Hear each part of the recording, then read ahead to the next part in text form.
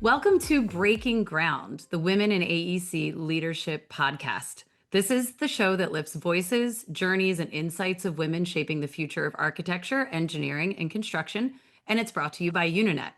If you're in the architecture, engineering, or construction space, you know how critical it is to keep your projects on time, your teams aligned, your pipeline growing, and your finances in check. And that's where Unanet comes in with project-based ERP solutions, CRM solutions, and an AI growth suite built specifically for AEC firms. I'm your host, Reanna Dempsey. In each episode, we will connect with professionals across the AEC industry to share real stories and hard-earned wisdom. At our core, we believe that a strong, diverse workforce drives innovation and success, and that women are essential to building the future of AEC. This is more than a conversation, it's a community focused on growth and lasting impact. Let's get started. Today, we are speaking to Michele Zorzi. How are you, Michele? Great. Happy to be here. Thank you for having me. I'm really excited to unpack this conversation. I think we're going to go all over the place today. But before we jump in, I just want to give a little bit of a overview on you, and then you can fill in any of the blanks. But Michele is an award-winning marketing and business executive with expertise in strategy, branding, and M&A integrations. And today you are Senior Director of Marketing and a principal at Colliers Engineering and Design, right? Yep, I get that's all true. that right? All You true. have a team of more than 50 people, and All you've true. seen the firm drive growth from 30 million to now over 500 million in revenue. That is quite a run. Yes, we have been running high speed. And how long have you been with Colliers? I've been here for 17 and a half years. It is Just that's the one thing about this in all of our architecture, engineering, construction, the retention, people tend to stay yes. places, and you don't see that in all the other industries, and I love that. Yeah, no, that is very true. A lot of my staff have been here for quite some time. It's really nice. They've become family. That is awesome. And you are in New York, correct? I'm in New Jersey. Oh, you're in New Jersey. I You're am a from New native York. New Yorker. I am from New Okay. York. Yes, I'm a native New Yorker, but our headquarters is in Homedale, New Jersey. Nice. Okay, great. Well, I'm very excited. I know some of the topics that you are kind of known for within Colliers in particular is really fostering collaboration, inclusion, integrity. And you are a proud mom and I a am. recognized thought leader and speaker as well. So I'm sure we're going to get into all of those things along the way. But Yep. before we get into like the content, we try to start with something fun. So Okay. just a very, very easy icebreaker. Would you share a topic that you recently discussed either at the dinner table or at the conference room table? Oh, wow. Okay. Dinner table. Dinner table always seems to be the logistics of my calendar, which is insane. Uh, Uh-huh. and trying not to double book things. I do tend to sit at the dinner table for a really long time and talk. So there's lots of different topics going on, but typically it's who's going where, and it's only two of us now at this point, where it used to be uh, seven of us around the table, but now it's two, and we still seem to have as many logistics going on. So that does happen often. That's fun, though. All good things. Thank God that we have a lot of adulting children and all the things that we have to do for them and where they're going, and it's fun.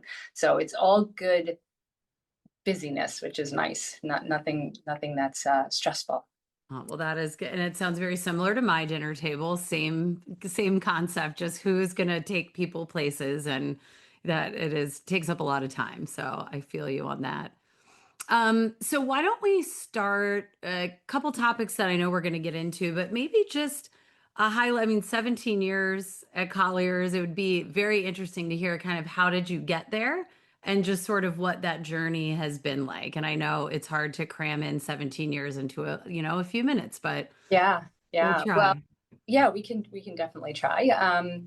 So I have always been in the AEC space in my career. So it wasn't a dream. Like I wasn't like, oh, I'm going to work at engineers. And in fact, I started in art school. And so when I was looking for a true full-time role as my children were getting older, I started to just pound the pavement and ended up in an engineering company that has since closed. And honestly, I was in shock. I was like, I'm going to work for engineers. This doesn't feel like me. And I learned a lot, and it was kind of a fun journey. And after about 7 years with my first firm, I found myself interviewing here, and we were called Mazer Consulting at the time. And when I came into this role, I had probably two or three other people in the department, but the department was definitely in flux. And so it was really starting from ground zero, where, there was actually at the firm, there really wasn't a marketer. There were a lot of people that were coming in and acting as marketers in this little marketing team, but it wasn't even run by a marketer. So there was tons of opportunity, and I am really proud and happy to say that this firm was one of those firms that if you could do the work and you did it, you paved your own way. And it kind of has always been that way, which I think is really excellent because it's all about the opportunities you're given, right? And when you come into a room like, oh, we need to fix that, and if you can fix it, go fix it, and then all right, you get the title, and you continue to move on with your career. So it was coming in to this firm. I remember telling my hiring manager at the time, I'll stay here as long as my job keeps changing and growing, and I'm not doing the same thing over and over because I'll get bored really easy. And if we can keep that going, I'll stay. And clearly they did, because here I am 17 years later, and the firm is completely different. Yeah. Yeah. I love that. Yeah, I'm in the same boat. I definitely would get bored with the same day to day. Mhm. So that's amazing that you've been able to grow with the firm. Um, and one of the things that I think our listeners would be really interested in hearing about, we have some stats that we've shared on previous episodes about just there's a ton of, women coming into engineering and architecture and even construction. We're seeing greater Mhm. numbers, but still there's only 8% roughly of engineering executive roles that are held by women Yeah. in AEC. So it's still, that kind of, we haven't really seen that flip where everyone's coming in and then they're starting to build up and take on some of those, bigger leadership roles.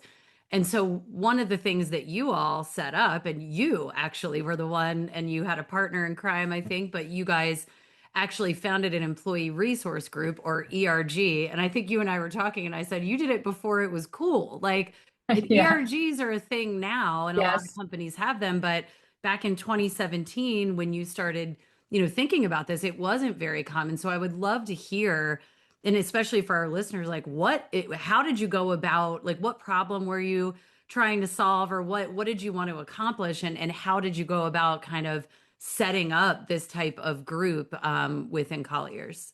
Yeah.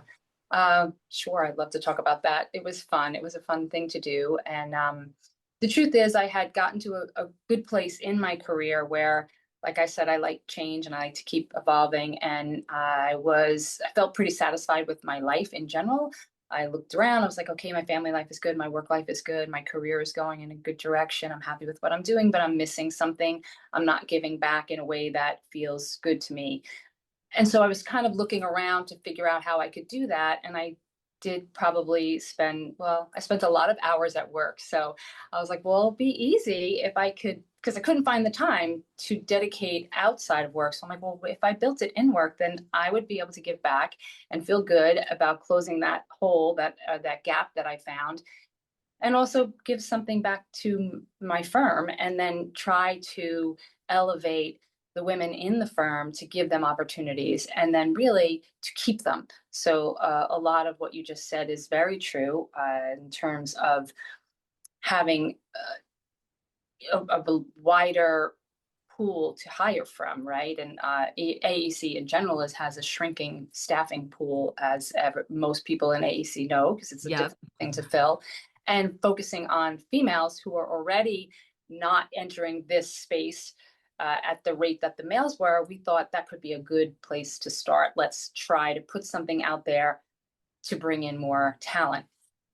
And I teamed up with my HR, my partner in crime, my HR at the time. She was the, what her title was, but it's now Chief People Officer. Allison Colantoni, and we teamed up and said, let's just do this. This will be great for the firm. It'll be great for us, and it'll be an exciting thing to do. And we were much smaller then, and with smaller firms, sometimes you have your role, but you may not have an opportunity to take a leadership over a project in your specific role. And we wanted to give opportunities for anyone.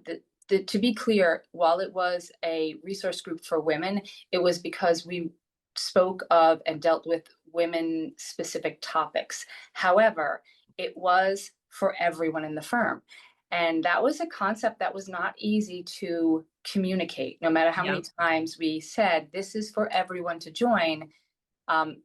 Obviously, we had a lot less men in the room, but we did have them. And we made a point to congratulate the ones that showed up, because, and even ask them why they were here. And a lot of them were saying that they wanted to learn more how they can support their women coworkers, and sometimes even their daughters in their life. How can I help her to be the best that she can be? So, which was awesome. But if anyone is in those, in charge of any kind of a women's organization, communicating that you're open to everyone is critically important, we felt.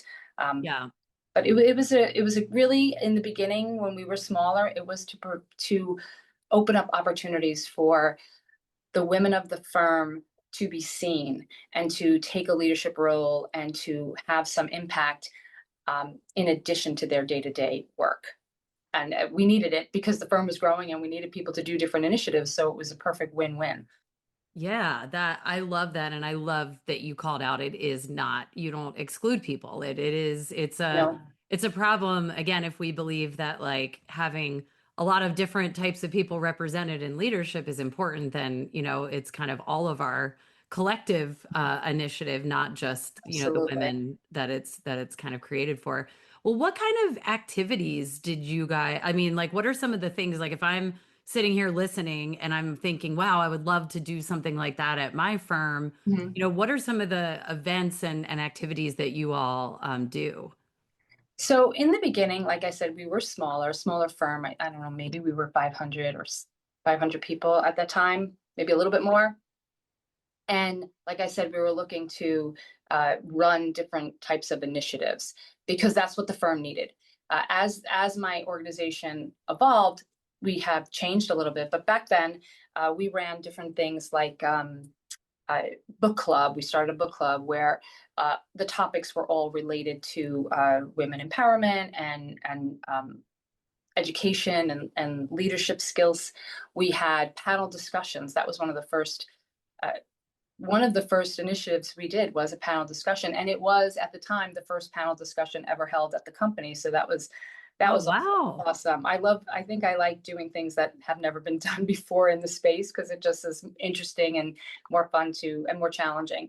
And we ran, most of the people were all internal people. We bring people from different locations, men and women, different age groups, different, all different demographics, to have a discussion around work-life balance. I think that was the first one. We've also done negotiating skills. We'll do speaking engagements. We'll bring people in to have a conversation around performance time. We'll focus on leadership. We'll focus on self-advocacy. We'll focus on negotiation skills. And these are all skills that are great for everybody, right? Yeah. So that's why I say it's really, maybe they're topics that are, I don't want to say more important, but skill set that women maybe don't traditionally have, that confidence, that ability to walk into a room and know that you belong there and it's okay and you can speak for what you want instead of waiting for someone to give it to you. You need to ask for it. Yeah. So a lot of our initiatives revolved around that. We also had external, it was internal and external. So we did a lot of community service. We were very careful to make sure that we focused on professional development. Yeah. And not, so there were some things that we wouldn't do, like, if it was something that had to do with like health and wellness, we kind of left that aside, like a run for heart health. We kind of left that aside, but we would work with, let's say, different organizations to help with resume building or anything that revolved around professional development. And sometimes that was fundraisers to help, maybe Dress for Success was one of them. I'm trying to, That one just popped in my head yeah, because I we think had a that is really a good relationship. great organization. And, Yeah. and we did a lot of work with them. So we were giving back to our communities, but in a way that supported women's development, right? Yeah. Professional development any way we could. So they're definitely a great organization to work with. Yeah. Well, and I feel like there's a lot we could continue to unpack with the ERG, but if there again, if we have someone and you mentioned like you used to be smaller and now you've grown, so you kind of have seen it run the gamut. Like what are Mhm. any bits of advice for people that are looking to set up their own? Like how would they get started or, Yeah.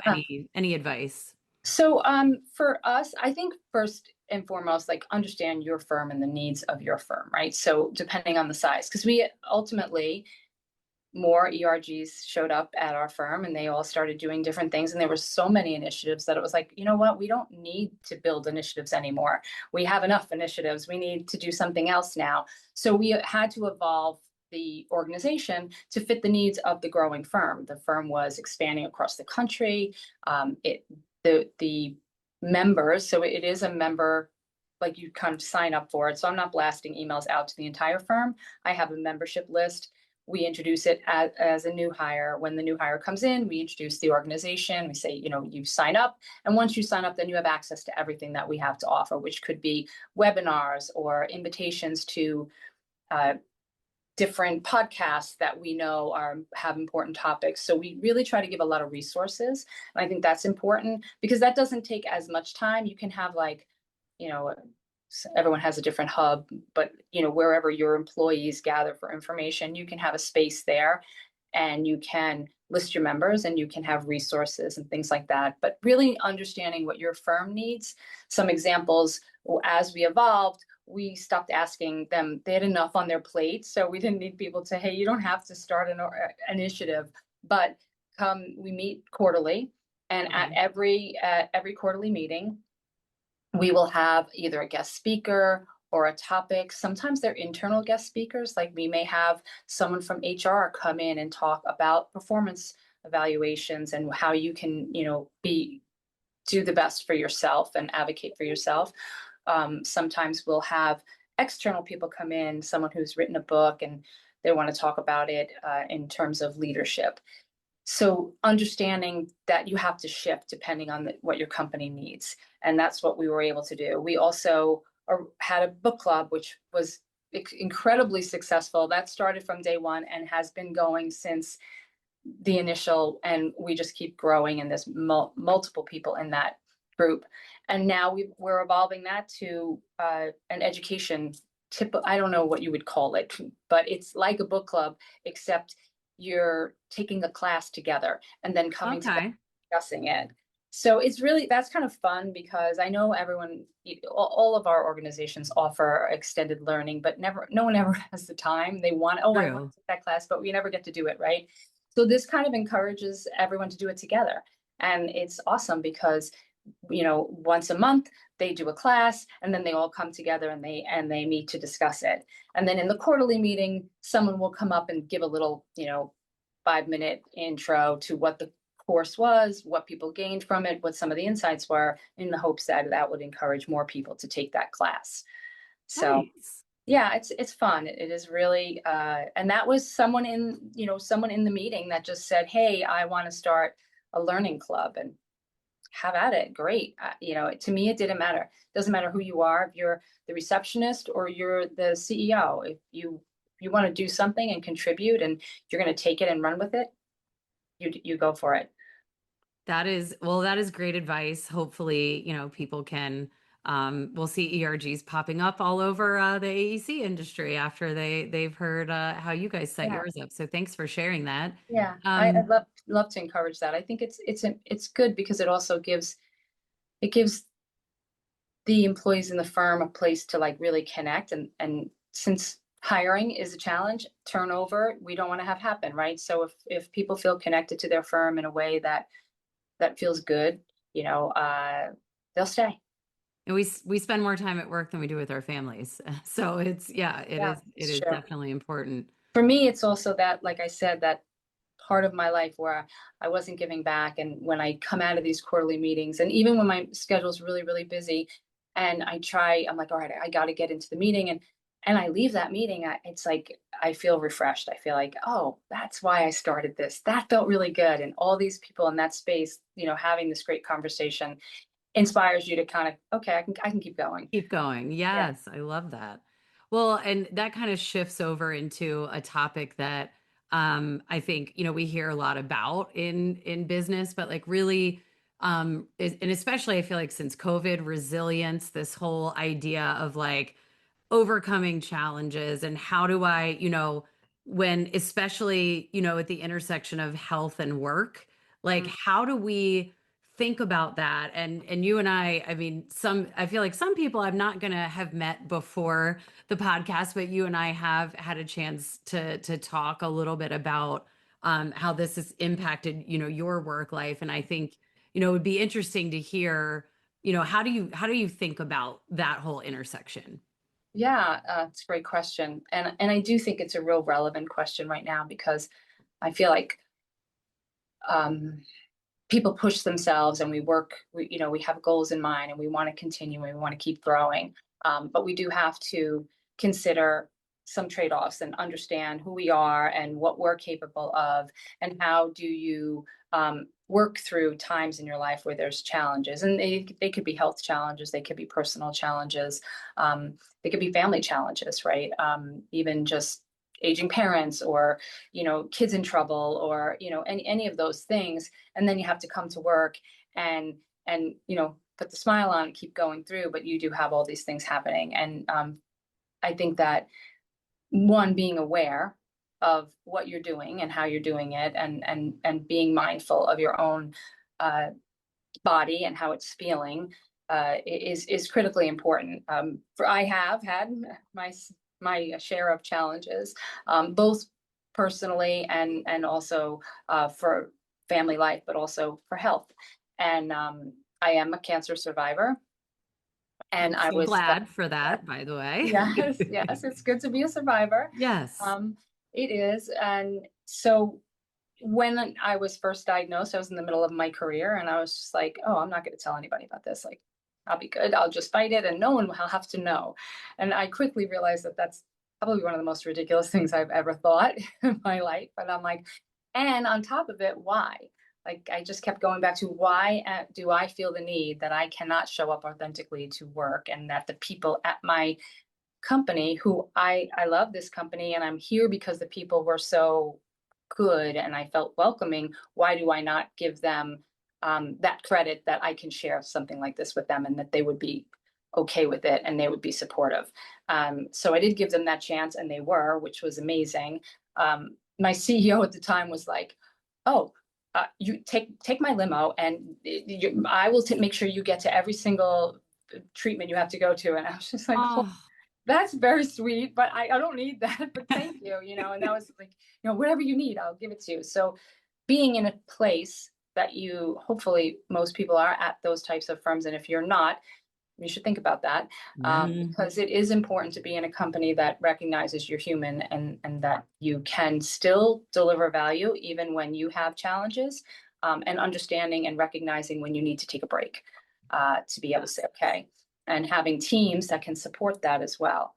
So like I said, I quickly learned that that isn't the way to go. And in addition to that, your story can save someone else. Yes. It really, mine was one of those things that a fluke thing happened that helped me understand and find out that I had this. So it was not a health issue. I wasn't something I would be able to see or know about. And other people could be in the same situation. So it is sometimes you talk about something and it triggers someone else and you could be saving someone's life. So from that perspective, trying to keep things in and hiding it, I don't believe is the way to go. And you can still work through these things. You just have to do it in a way that you're not harming yourself and that you're helping, others around you. And then you're letting other people help you. Cause that's the other thing that's hard for us as leaders. It's So like, hard. oh no, you don't need to help me, and I don't need you to cook me meals, and I don't need you to do all this. And, you know, being vulnerable like that isn't always easy, but I think it does make us human. And I think it's powerful to allow yourself to be like that. And you can really connect with people on a much deeper level if you're really showing up as your Yes. full self. Taking help, I think is, and I have no data to back this up. Don't fact check me, but I would take a wild guess that moms are even worse about this because, and I think that is also, it's like you go to work and you're trying to push through at work. And then if you do have children at home, like your job doesn't end. You don't get to No, like kick up your feet after, 6 o'clock and all of a sudden it's like it actually sometimes gets worse and you have yeah, more physical, you're driving, I mean, it can be a lot. exhausting. And I think as women, I feel, and again, I have no data, but I know a lot. I don't want to say that I don't think men do this, but I know a lot of women who take it all on. And like you said, you just try to compartmentalize and you're like, I'm just not going to talk about it. I'm going to pretend it's not there and I'm just going to power through it. It's like, why do we do that to ourselves? I And don't know. yeah, so I love that you have shared that because, like you said, I think other people, and like you mentioned, it's not just a really serious health thing. It could be your mental health. It could Right. be anything that just have to deal with. And how do you allow yourself those breaks? And like you said, listening, I'm a big intuition, I think is we don't listen to ourselves enough. And that's something that we should be doing because it's not Absolutely. good just to grind it out forever. That's not. No, it's definitely not. And you're not even delivering your best self when you're doing that. You're Nope. not delivering your best work, you're not focusing, and it's very true. And I think finding that network of people, I know a lot of times women, it's other women, but it doesn't always have to be. And just finding those people that'll support you and be there. And sometimes you just want that person to be like, oh yeah, I did that too. I stumbled, I did that too. And then after you get through, like, oh, all right, it's normal, everyone feels this way, and then some advice on this is how I handled this or this is how I handled that. But having that group is really critical. And sometimes I think even from me now knowing how to pay that forward, at the time I was going through where I needed help, I couldn't ask for it. And I didn't ask for it. Even though I shared, I wouldn't ask for the help. I wouldn't take it. But if it was given without asking, I would be like, wow, that was great. So I've learned now that when I see other people struggling through things, asking, hey, is there anything I can do for you? Let me know what I can do for you. Or when you get off the phone, hey, I'm here if you need anything. They're not going to ask you. Just do Yeah. it. What's the Yeah. worst that's going to happen? You leave a meal on someone's, or you write a note, or you send them something. What's the worst that's going to happen? They throw it out. They don't like that meal. Who cares? You Yep. know what I mean? They'll like some part of it. You'll get some of it right some of the time. And that's Yeah. something that I've learned. And I kind of, in the past, I didn't know what to do. But then having gone through it, I'm like, oh, I remember that person sent me like chicken noodle soup that day. I didn't want it. I didn't ask for it, but I kind of needed it. That's a Uh, great point. I find myself because it's like I feel like sometimes you're like I don't know how the person what to would do. take it, and I don't want to do the wrong thing. But to your Yep. point, it's like, isn't it better just to do something and then yeah, like it's 100%. always they can just ignore it or throw it away, but like Yeah. it But they matters. probably won't. And it'll Yeah. mean something to them. I mean, I've had so many things happen after this now, right? And I just do it. I just like it doesn't matter because Yeah. you want to do something, but you always feel like it has to be the perfect thing, but it really doesn't. It Yeah. doesn't. And sometimes it could be a small little note or a phone call, just checking in on someone. And sometimes it's hard because it's not, you're nervous to say the wrong thing, or especially if you don't ever have that experience. If you've never had that experience, you're not sure what is the right thing to do. But honestly, letting people know that you're thinking about them, you can't go wrong. Yeah. Yeah. I love that. Um and I guess the other thing I would point out that I think is very meaningful is a lot of times these things trickle down from the top. So it's like if you are a leader and you are just, I'm going to grind, I have the flu and I'm dying, but I'm going to be Mhm. on this Zoom call looking terrible. And it's like, then your team is going to feel like, well, then I have to do that. I can't possibly step back when I'm sick because my leader doesn't do it, or her leader doesn't do it, or Right. his leader doesn't do it. And it's like, I think Where it's does it end? yeah, and if COVID, it's like it was so funny because like I feel like COVID kind of maybe taught us a few things that we had forgotten, like, oh, if you're sick, stay home. Stay Like, home. don't pass it around. And I Yeah. remember like it was a badge of honor Yes. early in my career where it's like, oh, I have the flu, but I'm coming to the Here. office. Like, Yeah. why? Why Why? did You just so gave we're me the gonna flu. pass it around? Yeah, and give and then productivity goes down for the month Yeah. for the whole Yeah. company. Like, it's just So true. insane. So I love that you are, like you were able to kind of, like you said, be vulnerable as a leader. And now your team probably feels like, wow, if I'm in a place Really where I good. just Yeah. need, that's Or, huge. and that's how you're going to keep people, right? If you want to keep people, you have to lead with empathy. You have to understand. I mean, even something simple like this is to me so simple, and I try to always remember. I don't always do it, but sometimes I work late hours and I'm catching up on emails. Schedule them because your Yes. staff is going to read that at 10 o'clock at night, and it's either going to keep their mind up on their work or they're going to feel the need to respond. So Yes. I don't, you can call, the way I look at it is it's okay to go up. Like if you need your Yes. leader, you can call me anytime you want, but it's not okay to shoot that down. And so I always try to say if I'm sending something to someone who reports to me, I try to schedule it so it comes in the morning and not in an off hour and not on the weekend, because Oh, then yes. they're looking and saying, well, she's working on the weekend, so I need to be working on the weekend. And I don't want that for my team. I really don't. If it's an emergency, I'll call you, but that sometimes I forget. I will admit it, but I always try to schedule it. And Uh, I've even forgotten, and I will reply if I because I use the delay send all the time. yeah, And if yeah. I accidentally send at 10 o'clock, Like, I'll do a sorry. quick reply and say, I meant to send this tomorrow. Please do not look at this tonight. So then Yeah, it takes that pressure keep off that because pressure then, off. so I think Yeah, we need to say that loud because there are a lot of people that do. And I think, like you said, the going up, I'll call my boss anytime and right, he would right. be fine with that. But same, like it is very rare when I Try will to make, yeah, would yeah. call And they can anyone. call me if they need me. That's fine. Yes. I'm okay with that. And I know they're not going to do it unless they really need me. Um, Yes. so, so yeah, I think that's, and that's that empathy and understanding each other and knowing that, family time is important too. Yes, I totally agree. Um, so one last thing, I mean, it sounds like, you've got it all together, right? You've got it all figured out. And Oh I, yeah. yeah. Right. But in all seriousness, are there certain things that you're kind of in your career journey that you're still learning and still kind of spending time focusing on and would love to hear kind of, what your development focus is for yourself? Sure.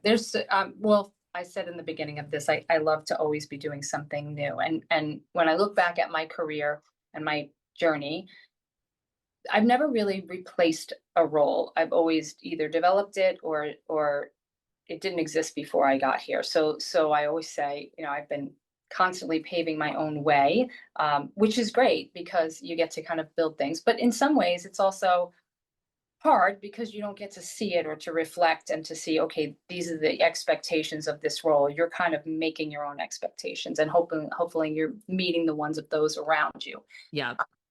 So that is challenging, but it's also, like I said at the beginning, what I love. I like that it's different every day. I don't want to be doing the same thing. And I like to be challenged and I like to do things that I've never done before, like this podcast. I've never done. Yes, it is your first podcast, It right? is my first podcast. Yes, I've done speaking engagements, but never a podcast. So this is fun, and I do like that. But that being said, it's not because I'm just so confident and everything comes easy. It's something that I learned about myself very young, that I am a person who is afraid of a lot of things. Like people say, "Oh, are you ever afraid?" I'm like, "Yeah, every day of my life I wake up, I'm like, oh, what's gonna happen today?" And I learned that if I allowed that to control what I did, because it was innately who I was, I wouldn't do anything. So I'm like, okay, I have to understand that I know this about myself and I'm going to do it in spite of that. And that Mm, makes, so when they say yes, that I think is something I'm always going to be learning, because hopefully I'm always doing new things. And it's easy to settle in and be like, okay, I got this, I know it. But it gets boring, and I don't like to be bored. So for that reason, I'm always looking to see what's next. In terms of my career, I've been on this crazy journey with my wonderful company, but we're growing, like you said, at the speed of light. And with all of that growth comes a lot of challenges. And um, for me, the most recent is learning that uh, the firm is expanding across the country. And I'm starting to learn the difference in perception and personalities and languages. Even though we're all speaking English, we all speak a different language. Yep. And I'm really starting to understand that. And now that I have coworkers and leaders across on the West Coast, down in Texas, and Florida, and Maine, um, and even the different levels of the firm, from your field employees to your middle management to your C-suite, we all speak a different language. And so I'm starting to learn, like, oh, we need to read the room. And so if I can give any kind of advice, I wish I learned this earlier in my career, is that really read the room. Like, understand their language, listen to how they speak, listen to how they their emotions and what they translate, how they translate, and then try to make sure that you are um, communicating in the right space. Because sometimes, as marketers living in an engineering space, we are speaking, it's like, completely different languages, and I'm trying to explain something, and I'm like, I don't understand why they don't get this, but our language is different. And I think we've now just recently acquired an architect firm, two actually, and they speak a little bit. They have a little bit closer language to designers, to the marketers, than the Yes. engineers do. And so I'm even learning that difference, personality differences. Like, what I would, I'm born and raised, like we said, in New York. I'm from Brooklyn. I am Italian, so I'm animated, and when I'm passionate about something, it can translate to being upset to someone on the West Coast or someone in the Midwest. So I'm learning that now, that I realize that their perception is their reality. So if they perceive I'm upset, and it's really just me being who I am, that is I'm losing communication there, right? And Yeah. so I think that to gain that sense of communication and to learn, and I won't be able to influence if that's the case, right? So I have to read the room, know who I'm speaking to, understand their perception is their reality. And if I can live in that space, I will be more influential in those conversations, and then be able to have more impact in what I'm doing. So that's kind of where I am right now, navigating all these different conversations as we go across the country. I It's love that. Well, and no one believes me when I say this because I enjoy doing stuff like this or like hosting the user conference, but I'm actually an introvert.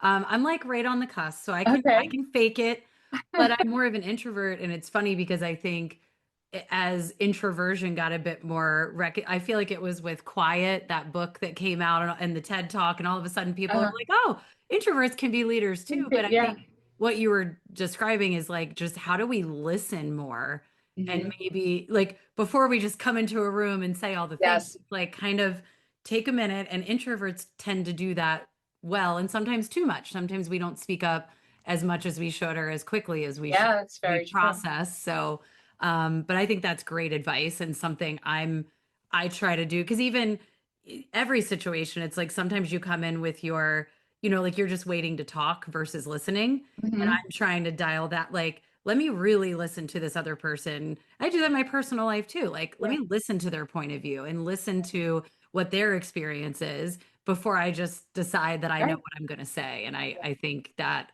as It's leaders, the hard. more we can listen Yeah, yeah, is and it's not amazing. always easy, because you have your agenda, because your perception is your reality, right? And so you have to kind of meet them where they are, and see how you can come together and really hear both sides. Because honestly, like what we were talking about from the very beginning of our conversation, more perspectives on a situation, you're going to get closer to the truth, right? Because Yes. everyone has their own perception. So really seeing that and knowing the people you're talking to, it's important.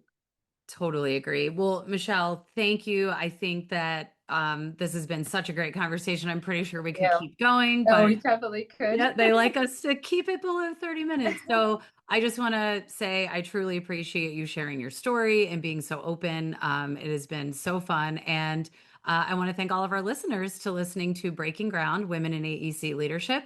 And if today's episode resonates with you, please be sure to follow, leave a review, or share it with someone in your network.